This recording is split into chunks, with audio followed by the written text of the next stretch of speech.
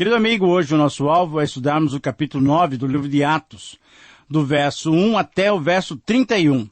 Aqui nós encontraremos a conversão do fariseu Saulo, que foi transformado pelo Senhor Jesus, tornando-se o apóstolo Paulo, o escravo do Senhor. Veremos também no programa de hoje os primeiros passos de Paulo na sua jornada cristã, mas também destacaremos o primeiro instrumento que Deus usou para ministrar a Paulo. Você sabe quem foi? A Bíblia diz que foi um discípulo. Pense bem comigo. Não foi Estevão, porque Estevão, o primeiro mártir, foi apedrejado e, logicamente, Paulo, vendo a sua participação, aquilo lhe causou um impacto. Estevão pedindo perdão para aqueles que o apedrejavam. Paulo estava segurando as roupas dos mais velhos e certamente aquela imagem ficou na sua mente. Mas aqui estamos tratando de um primeiro instrumento, de um discípulo que foi usado por Deus. Você sabe o nome dele? Ainda não? Foi Ananias, um cristão que só aparece nesse livro de Atos, mas que foi útil nas mãos do Senhor. Eu quero então sugerir como título para essa primeira parte do capítulo, que trata sobre a conversão de Paulo, a seguinte expressão: a transformação que Deus opera, ou então a conversão de Paulo. Eu repito, o título que eu quero dar a essa porção das Escrituras é a transformação que Deus opera, ou então a conversão de Paulo. Os textos em que nos basearemos, além de Atos 9, 1 a 31, que é o nosso texto, também estaremos fazendo referência ao capítulo 22 e ao capítulo 26, em que Paulo testemunha da sua conversão, e sem dúvida também devemos lembrar de Gálatas capítulo 1 e Filipenses capítulo 3, em que Paulo também nos diz alguma coisa a respeito da sua conversão. Podemos dizer com toda certeza que a transformação que Deus operou na vida de Paulo é uma das histórias mais emocionantes, mais marcantes narradas em toda a Bíblia. Só no livro de Atos nós temos 3 vezes esse relato. Portanto, demonstrando uma importância grande nessa conversão, nessa transformação que o Senhor Jesus operou na vida desse homem. Nesse relato, vemos a graça e o amor de Deus recuperando para si um homem que se achava o pior dos pecadores. Quando resumimos, então, a vida de Paulo, quando estudamos os detalhes que surgem dos textos que nós acabamos de mencionar, a frase que nos desafia, ela pode ser expressa através da seguinte afirmação: só o poder de Deus é capaz de promover a mais profunda transformação em nossas vidas. Eu repito, só o poder de Deus é capaz de promover a mais profunda transformação em nossas vidas. E nesses textos, nós vamos encontrar 3 considerações, nós vamos fazer 3 considerações sobre essa transformação radical que o Senhor Jesus pode operar em nossas vidas. A primeira consideração é feita a partir de uma vida não transformada. É assim a vida de Paulo, ou era assim a vida de Paulo. Ela se caracterizava, por quê? Por ter uma boa descendência. Isso é, ele nasceu, vamos dizer assim, em berço de ouro. A sua religiosidade vinha desde a juventude. Essa é uma vida não transformada. Destacava-se, inclusive, por ter um comportamento muito correto entre aqueles outros colegas da sua própria idade. Ele se cria justo diante da lei. Ele se via justo diante da lei. Por quê? Porque ele obedecia os mandamentos. E ele estava sinceramente enganado. Essa é a condição de uma pessoa que não tem a sua vida espiritual transformada. Ele é cego espiritualmente e ele tem uma insensibilidade premeditada. Ora, nós temos aqui, então, 7 características de uma vida que ainda não foi transformada. Boa descendência, religiosidade desde a juventude, destacava-se entre os da sua idade. Em frente à lei, a pessoa se acha justo. Mas, infelizmente, ele está completamente enganado, porque é cego espiritualmente e é insensível. No capítulo 9, versículo 2, nesse texto, nós encontramos essa palavra muito grave em relação ao apóstolo Paulo, isto é, quando ele não era convertido ainda. Paulo tinha pedido, ou melhor, Saulo tinha pedido cartas para as sinagogas de Damasco, a fim de que, caso achasse alguns que eram do caminho, assim, homens como mulheres, os levasse presos para Jerusalém. Ora, isso demonstrando o quê? Que uma vida não transformada é insensível, pois age premeditadamente querendo o mal dos outros. Mas, ao mesmo tempo, graças a Deus que Paulo não ficou nessa condição, graças a Deus que nenhum de nós precisamos ficar nessa condição. A segunda consideração, então, a ser feita é exatamente sobre a transformação dessa vida. E essa transformação é motivada pelo contato com Cristo. Veja no versículo 3, pela repreensão de Cristo. Saulo, Saulo, por que me persegues? Veja que é interessante essa colocação do Senhor Jesus Cristo, porque Saulo, não perseguia Jesus, perseguia a igreja. Ora, o que nós estamos vendo aqui é que Jesus está completamente identificado com a sua igreja. Na pergunta, Saulo, Saulo, por que me persegues? Jesus se coloca completamente ao nosso lado, ao lado da sua igreja. Essa vida foi transformada através da curiosidade que foi respondida. Então, Paulo perguntou, quem és tu, Senhor? Versículo 5. E Jesus, então, lhe respondeu e lhe fez já o chamamento inicial. Veja no versículo 6. Levanta-te, entra na cidade, onde te dirão o que te convém fazer. Eu sou Jesus. Portanto, obedeça-me. No versículo 7, essa vida transformada acontece através dessa relação única entre Jesus e a pessoa. É interessante percebermos que os companheiros de viagem de Paulo, eles ficaram emudecidos, ouvindo a voz, mas não viram ninguém. Somente Paulo teve a visão. Versículo 8, essa transformação acontece por uma completa dependência do Senhor Jesus Cristo. Guiando Paulo, agora já cego, eles tiveram que levar Paulo até Damasco. Não conseguia mais andar por suas próprias pernas, vamos dizer assim. Dependência completa demonstra a necessidade total de uma transformação em nossas vidas. E ele se concentrou completamente em perceber o que estava acontecendo. E nessa concentração, ele consegue perceber que transformação estava ocorrendo na sua vida. Mas como é que ele se concentrou? Veja lá o versículo 9. 3 dias ele esteve sem ver, durante os quais ele não comeu e nem bebeu. Isto é, ele se concentrou em pensar, em avaliar a sua vida espiritual. Jejuou, colocando-se completamente diante do Senhor. Mas, graças a Deus, a terceira consideração a que queremos nos referir aqui, devemos fazer, é agora feita a partir de uma vida completamente transformada. Nos versículos 1 a 9 do capítulo 9 que estamos estudando, depois nos versículos 10 a 12, depois 13 a 17, enfim, em todo esse texto nós vamos encontrar uma vida transformada, caracterizada por fé em Jesus como Salvador, uma súplica fervorosa diante de Deus, uma fidelidade no serviço cristão. Logo no início, Paulo começou a proclamar o Evangelho do nosso Senhor Jesus Cristo. Essa vida transformada também se caracteriza porque ela tem uma fraternidade, um relacionamento adequado com novos irmãos. Ela se caracteriza também na firmeza ao anunciar o Senhor Jesus Cristo.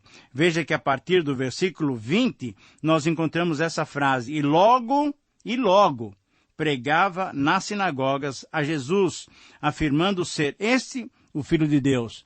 Querido amigo, querido irmão, veja que essa vida transformada produz frutos rapidamente. De um homem perseguidor da igreja, ele começa agora a proclamar a mensagem do Evangelho. E é interessante perceber também a futilidade humana em querer impossibilitar o testemunho. Fizeram um motim para prender a Paulo, para matar a Paulo. Mas, pela graça de Deus, conforme os versículos 26 a 30, os irmãos de Damasco colocaram Paulo a salvo. Ora, o que nós podemos aprender nesse primeiro relato, olhando para a vida de Paulo, é que somente a graça e o amor de Deus provocam tamanha transformação na vida de qualquer ser humano. A graça e o amor de Deus são os mesmos hoje e podem transformar qualquer um dos meus queridos ouvintes. Qualquer um pecador pode ser transformado pela graça e pelo amor de Deus. A pergunta é, você já foi transformado pelo Senhor? Se você já foi transformado, a pergunta ainda é, você tem ajudado a sua igreja a proclamar essa transformação? Através da sua transformação, a igreja tem vivido em paz, edificação e crescimento, conforme nós estudaremos no versículo 31? Muito bem. Depois de considerarmos essa transformação radical que Paulo sofreu na sua vida, depois de ter o contato com o Senhor Jesus Cristo, passando então de ser um perseguidor para ser um missionário e perseguido, nós temos que admitir que só o poder de Deus é capaz de promover a mais profunda transformação em nossas vidas. Agora, uma outra maneira de abordarmos esse texto tão importante, que mostra a conversão do apóstolo Paulo, é percebermos nas entrelinhas a vida de um personagem não destacado, de um personagem até desconhecido da maioria dos cristãos. E eu estou me referindo exatamente a Ananias, como nós nos referimos no início do programa. Esse homem não deve ser confundido com o Ananias do capítulo 5, que junto com a sua esposa Safira tentaram mentir ao Senhor, mas foram disciplinados e morreram fulminados pela santidade de Deus. Esse discípulo chamado Ananias também não deve ser confundido com um sumo sacerdote, chamado também Ananias, que exerceu seu ministério nos anos de 48 a 58 e que aparece também em Atos, mas no capítulo 23, versículo 2 e em Atos 24, versículo 1.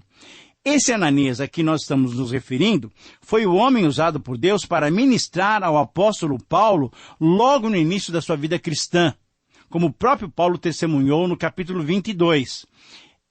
Esse Ananias foi o cristão que marcou a vida de Paulo, fazendo com que o grande apóstolo se lembrasse e testemunhasse dele no momento em que, mesmo sendo hostilizado pela multidão que queria matá-lo, quando Paulo teve a oportunidade de testemunhar, Paulo lembrou-se de Ananias e de sua ação para com ele.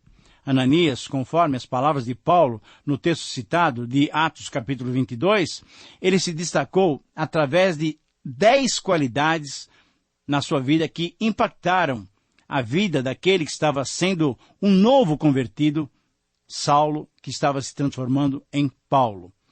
Ananias era um homem piedoso conforme a lei. Ananias tinha um bom testemunho de todos os judeus lá de Damasco. Ele era um homem obediente a Deus, indo procurar a Paulo. Em quarto lugar, Ananias se destacou colocando-se à disposição ao lado de Paulo. Ananias também, em quinto lugar, ministrou cura, sendo usado por Deus para que Paulo recobrasse a sua visão. Em sexto lugar, Ananias foi o primeiro rosto que Paulo viu depois de se tornar um discípulo de Cristo.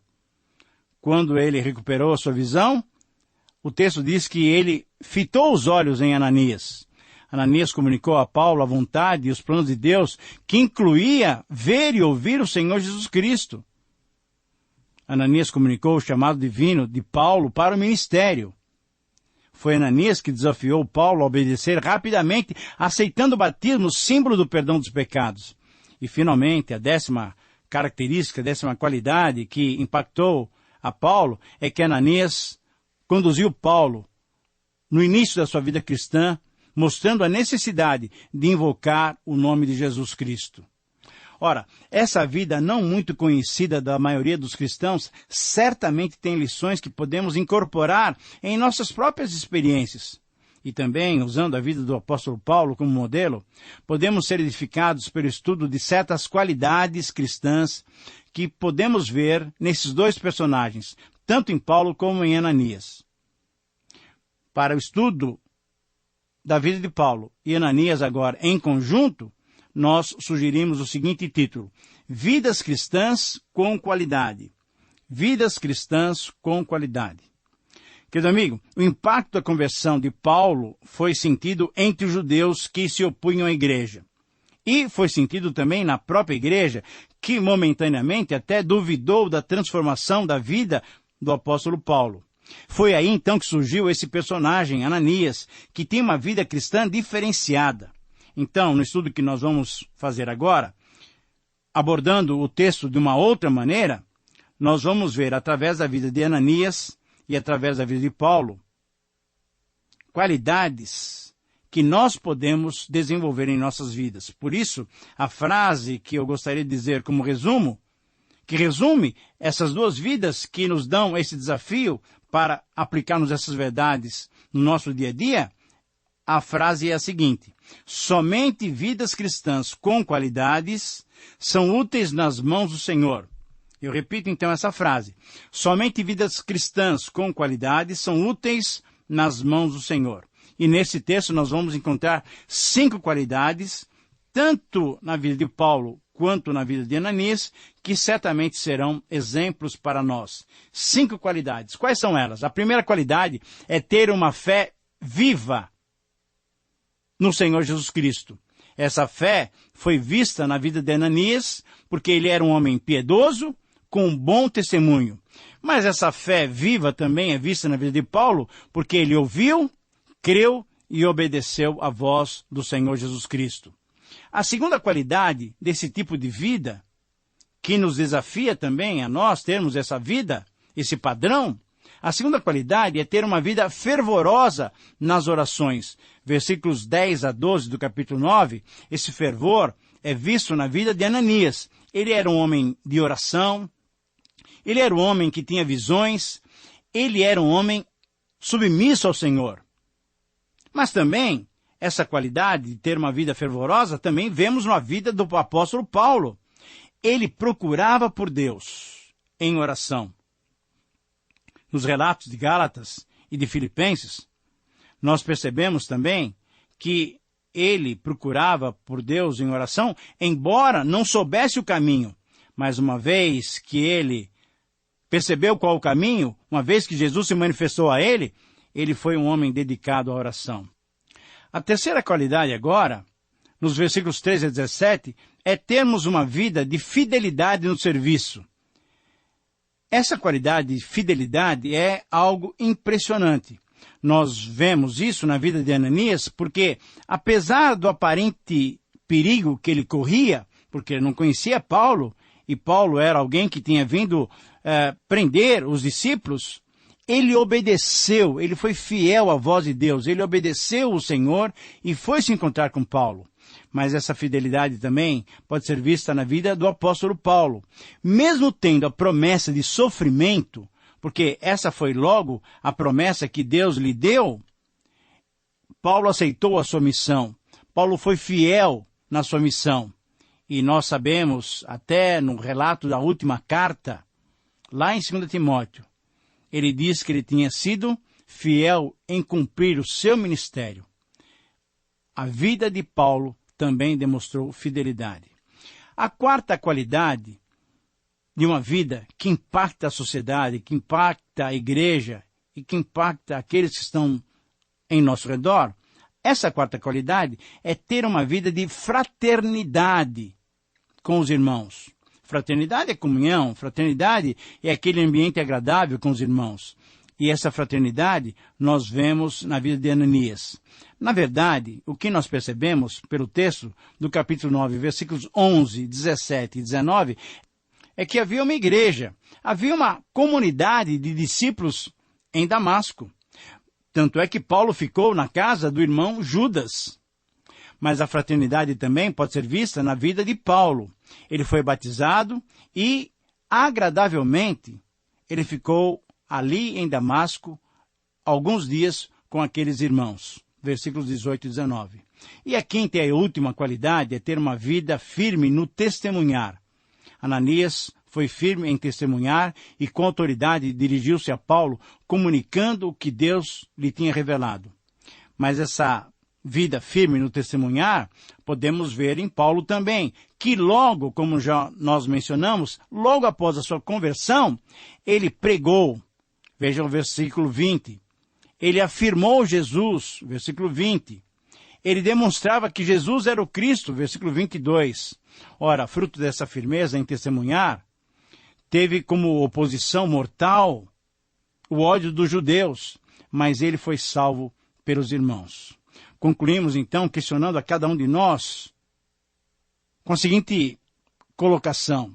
Na avaliação divina, a nossa vida cristã pode ser apresentada como uma vida de qualidade? Eu repito a pergunta, e eu espero que o Espírito Santo aplique essa pergunta ao seu coração como ele aplicou no meu coração. Na avaliação divina, a nossa vida cristã pode ser apresentada como uma vida de qualidade? Responda a essa pergunta diante de Deus.